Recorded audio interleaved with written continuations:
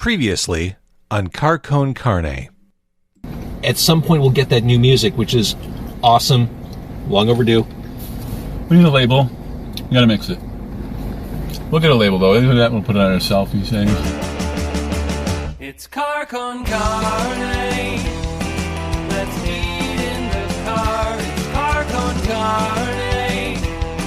And now here's the star of our show, James Van Alstyne.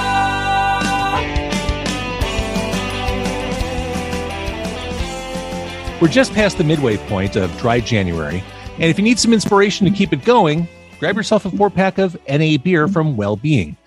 Right now, I'm drinking their Going Places IPA. It's brewed with a blend of 3 West Coast hops. It has a refreshingly crisp, effervescent bitterness, balanced by aromatic notes of citrus, mango, and pineapple. It's the perfect travel partner for any adventure or for just sitting in your home office to record a podcast. Cheers. Well-Being also just released an oatmeal cookie stout. It's ridiculous, and it's also super limited. Check out all the beers at wellbeingbrewing.com and take 10% off your online order with my promo code, JVO. You know a podcast is legit if it has a promo code. Everyone wins. You get a high-quality, delicious, non-alcoholic beer. I get to prove that people listen to the podcast. Well-Being stuff is seriously great. Celebrate the joy of January with Well-Being. A quick programming note. I'm recording this on Monday the 17th. Next Monday, the 24th, I'm recording episode number 700 or 700, if you're from Chicago, of Carcone Carne. I started the show almost 8 years ago. It's a crazy milestone to hit. I'm not going to say too much about it. I gave a hint about it on social media, but episode 700 of Carcone Carne happens next week. So at this point in the evening, you may be thinking to yourself, why me? Why am I down? Why feel I'm not whole? So far below. But then you realize, holy shit, it's not a mood. It's the fact that Naked freaking Raygun is on Carcone Carne. That's right, Naked Raygun. They're all here. Hi, guys. Thank you for being part of the show tonight. Naked Raygun, where? Naked Raygun. Can you believe it? This album. James, so you have a sponsor for Dry January? Did you have a sponsor for No Nut November, or what was it? Oh yeah, there was a thing, right? Yeah, it was news to me, and I did not participate. I will admit, but couldn't we just leave it at grow a mustache in November? Why did we have to go in that direction? It was a weird one. Yeah, I don't get it. But the point is this: to be behind it, though. The point is this: I have with me tonight. I've got Jeff, I've got Eric, I've got Bill, I've got Fritz, I've got Naked Raygun. The new album is fantastic. It is over the Overlords on Wax Tracks, a convergence of everything awesome about Chicago. And what's interesting, the response to the album, you read what people say, you hear what people say, and it's strange. There's almost like a sense of relief, like, oh, fuck, it's really good. Of course, it's Naked Raygun. Of course it's good. But the point is, age and the passage of time carry kind of a weird stigma in music, I guess, in the world at large. Did you feel any of that pressure, like coming back after literal decades and reclaiming your proverbial punk rock throne? I don't think we felt any pressure coming back after so long, because so little was expected of us. And I think the assumption was it was going to suck, because it had been, 30 freaking years since we put out our last record. Which I totally get. I totally get that, because bands that I love or loved came back after like extended hiatuses, and they just put out, just a turd of an album, and you're thinking like, wow, I wish they really wouldn't have done that. And sometimes they've been so awful, and of course I won't mention any names. That it may actually kind of make you rethink of how your relationship to the band. But I think we knew we were sitting on something good, so we didn't have any trepidations about putting this out there. We all thought it was pretty good, so there you go. And today, a guy on YouTube, which means it's true, said we put out the best Chicago rock record of 2021, beating out Styx, so Suck It Styx, and Cheap Trick, I love them, but Suck It, and who's the other band? Rise Against. Yeah, so Suck It, Rise Against. That would be crushing. If I were Tim or Joe of Rise Against, I'd feel crushed to have Bill say that to me. That'd be. They look up to you. Oh, we're pals with them. Okay, good. Thank goodness. So I know everyone contributes to Naked Raygun songs. Did you guys just hit a consensus where you're like, yeah, this has to be an album. We have to move forward with a full release. And when did that happen? I think we had done some singles, from like 2010-ish to 2012-ish, something like that. 3 singles, and we went back into the studio. We had some new material, and we thought, well, we'll put out more singles. Maybe we'll get really ambitious and do an EP or something, like a 4-song EP. So I think we recorded 5 songs in the first session, and things were sounding really, really good, like better than they ought to have been sounding. So we thought, hey, we should just go ahead and write a full record. We're all, halfway there. So we did, and there you go. I think you led from just a release perspective with the most obvious song to release from the album, Living in the Good Times. It's a no-brainer. It's a home run. The video, I thought, reinforced everything that I've come to know about Naked Raygun. It reinforced that sense of community. And furthermore, it reinforced that sense of community during a time when we really needed to feel it. I'm sure you've talked at length about the making of the video, but share a little of the thought process behind, jumping on the roof of Cobra and doing that and having everyone sing along. Well, really, all the fans had participated if they could, so I'm glad we got to do that. We also wanted to give a little tip of the hat to Cobra Lounge, because they've been so good to us. You got the whole full tour of Cobra Lounge from the first floor to the roof, actually. And I don't know, we just thought that'd be a good place to shoot it, so we did. It was really cold that day, though. It was our ass off. Yeah. Also, we have practiced for, I don't know, 12, 15 years at this point, probably, on the 4th floor apartment at Cobra Lounge. That's our practice space. So it was really easy getting everything from the 4th floor up onto the roof. So it was opportunistic. And how do you beat that shot of the skyline? You can't. You don't. You don't. And the gas mask. Oh my God. I love the line. So enough with all this talk about revolution. What we really need is some evolution. There's some great lyrical messages, Jeff, on this album. And spiraling out of Living in the Good Times, Farewell to Arms, which is tucked away on the back of the album, song talking about gun control.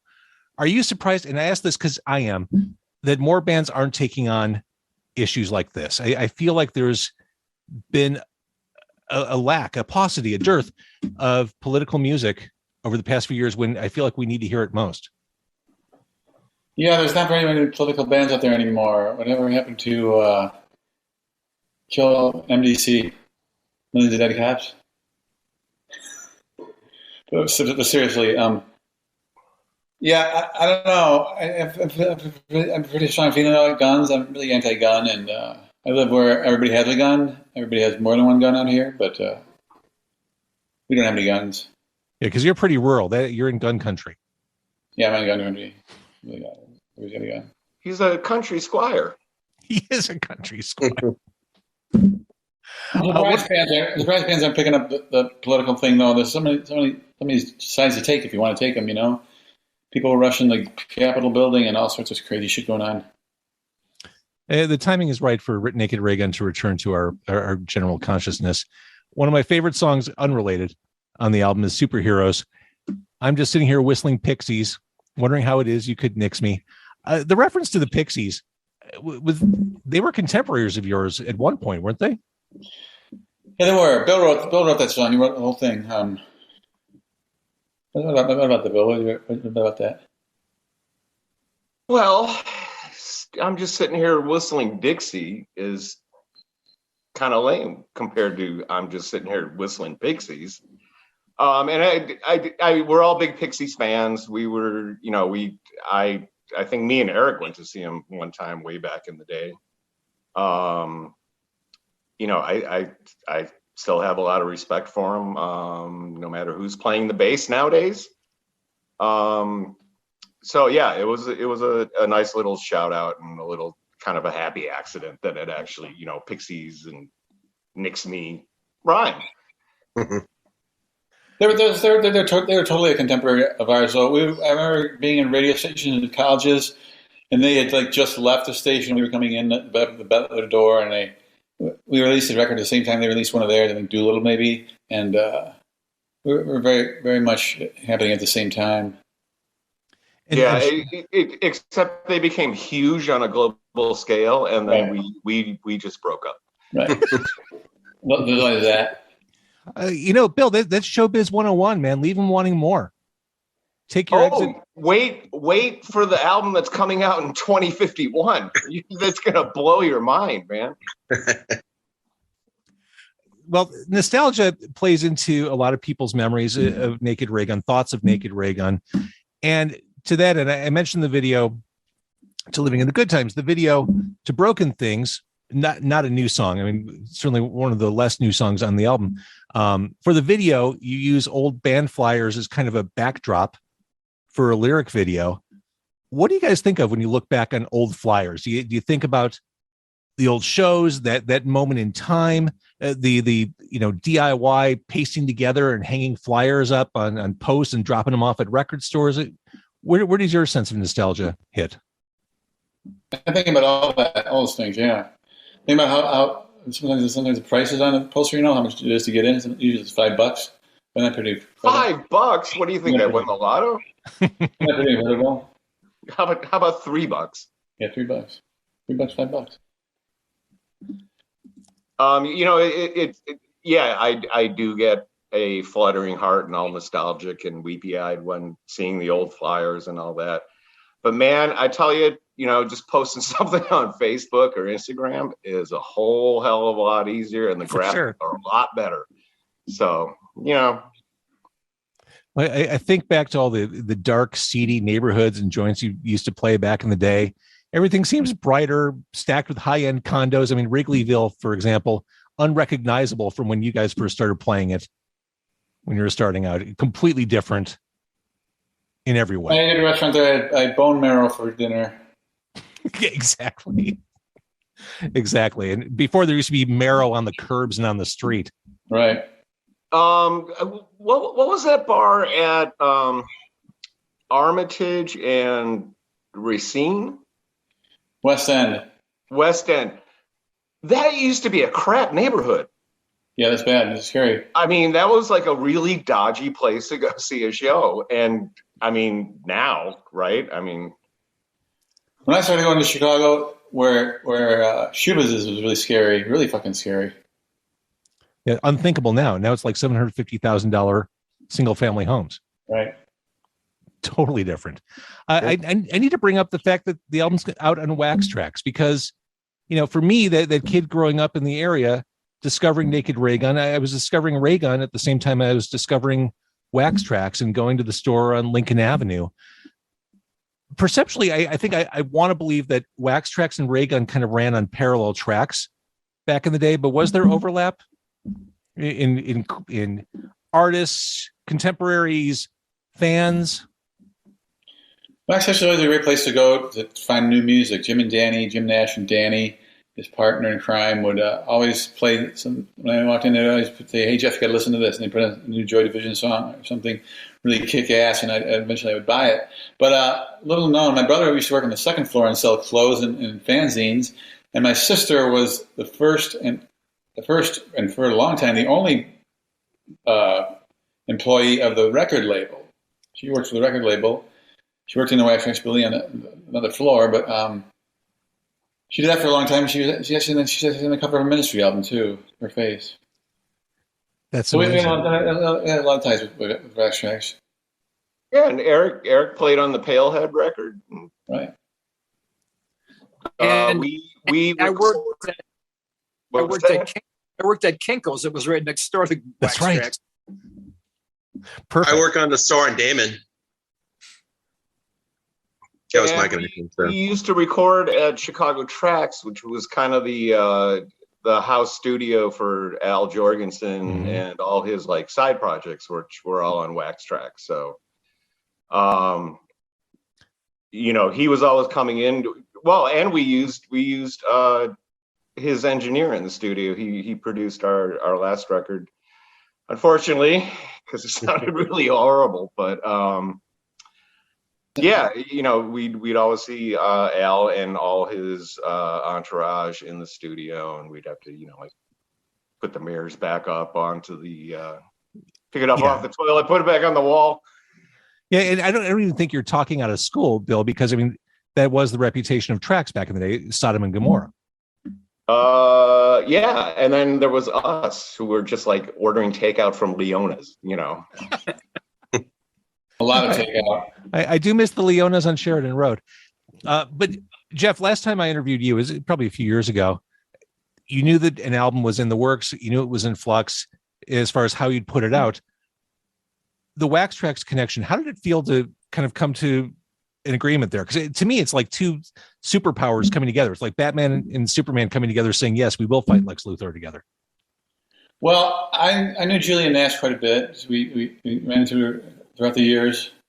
Pretty friendly with her, and we just thought it was a good match. We didn't really seek each other out. We kind of just thought of each other. I don't know. We originally were going to put it out on another label out on the West Coast, and then we were going to do it ourselves, and we figured that was too much of a pain in the ass, and then Wax Tracks came up, and we decided to ask them if they'd like it. They'd like to do their album, and I said yes. So kind of melded very nicely. So we can't talk about Naked Raygun. We can't talk about this album without talking about Pierre Kesdy. He passed away at only 58. Can you guys tell me or tell us what kind of person he was, what kind of musician he was? Yeah, he was a pretty incredible musician. He would write songs that I could never write, you know. He had a different approach to music. He knew a lot about music theory, and but he didn't let that get in the way of his songwriting, which can happen pretty easily. But he's just a great songwriter. He wrote some great lyrics and really thought about his music a lot. Can't say enough about the guy. And some really unique songwriting, I thought. And his mantra was, oh, just keep it simple, keep it simple. And then he comes up with these songs like, Pierre, this is like the farthest thing from simple, you know? But yeah, he was a great guy. You know, I'm honored that, you know, I was able to call him a friend for so long, and there'll never be another Pierre Kesdy. Absolutely not. He also knew everything there was to know. He knew something about. Very learned guy. Not finishing high school. Very learned guy. And you guys have seen and done and been through so much shit. I mean, you put another tragedy you've been peripherally associated with on the album. I don't even know how to phrase it, but Ode to Sean McHugh is a big moment on this album. He passed a few years ago. What do you think his reaction would be to being immortalized in song on this album? He'd probably be humbled. He's a really important guy to us because he practiced his space. He had a deal with him, a handshake deal, that he could use the name All Rise for his brewery as long as we could drink and eat at his bar and restaurant for free forever, and that was the deal. And practice on the fourth floor too, yeah. He could use the name All Rise as much as he wanted to. So that was a handshake deal. When his brother took over the business, he presented us with a 1.5-inch thick document from Winston Strawn law firm to sign, and Lou said, fuck that, we're not doing that. So we just kept it as a handshake deal. Lou is here. Lou manages Naked Raygun, and he wanted to come on, I'm assuming, to talk about Pierre. Hey, Lou. Yeah. Hey, Lou. Hey, how you doing? Hi, guys.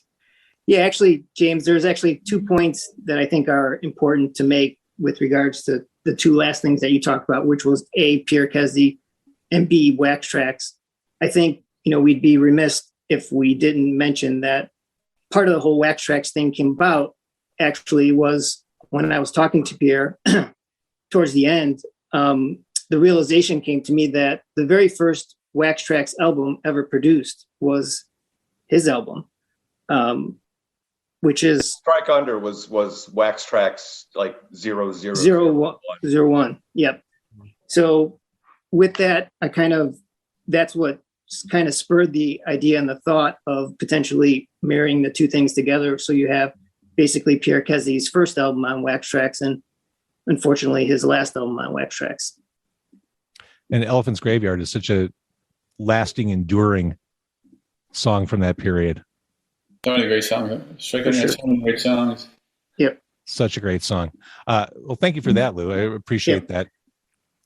So looking ahead, everything is so weird right now, guys. I don't even know how to go about this, but if we ever get out from under the plague, what's the goal and vision for Naked Raygun moving forward? Well, we plan to re-release those singles. They're originally on Riot Fest Records. They were very not well distributed, I don't think. So we want to re-release those singles, both the A sides and the B sides, put them on one album. Maybe record 5 or 6 new songs and put that out as an album. That's awesome. That's awesome. And I don't want to ask you a loaded question, but here's a loaded question: is All Rise the best Naked Raygun album? I don't know. This new one's pretty good too. New one's awesome. I mean, pick one. I mean, honestly, you can't really go wrong. See, I would still pick Throb Throb. Yeah. Right? I mean, it's weird. It's only in America, I think, is an outlier on that one. Is that what? It's an outlier. It's the most unusual, I guess. Yeah. Well, I'll tell you what. More unusual than leeches? Fair. Fair. Yeah. Okay. Rat Patrol, Surf Combat. The Top Drum is very widespreadly widespread. I knew that the sound man at Cobra Lounge, Danny, he said there's not one week that went by that a band didn't play Rat Patrol. He said everybody plays Rat Patrol. Like as a cover or like just over the house? If it was a heavy metal band, they play Rat Patrol. The Screamo band, eventually they play Rat Patrol. It was whatever kind of band it was. If it, a reggae band, they would play Rat Patrol. He said, every week I hear Rat Patrol as I'm doing sound. Crazy. I feel like any band that uses a whoa, whoa, whoa, whoa, whoa, whoa in their songs should pay you like a $5 royalty every time they utter that on stage. That all started with you. Yeah, and then we'll give Glenn Danzig $4.50 of that $5 royalty. That's awesome. That's awesome. All right, Naked Raygun. Holy crap! I can't even believe you're all here. The new album, Over the Overlords. It's an achievement. Is it worth the wait? Yeah, it's worth the wait. We were happy to stick it out and get new music from you in the form of a full album. I love and adore you guys. The city loves and adore you guys, and I really appreciate you doing this tonight. Well, we love and adore you too. So.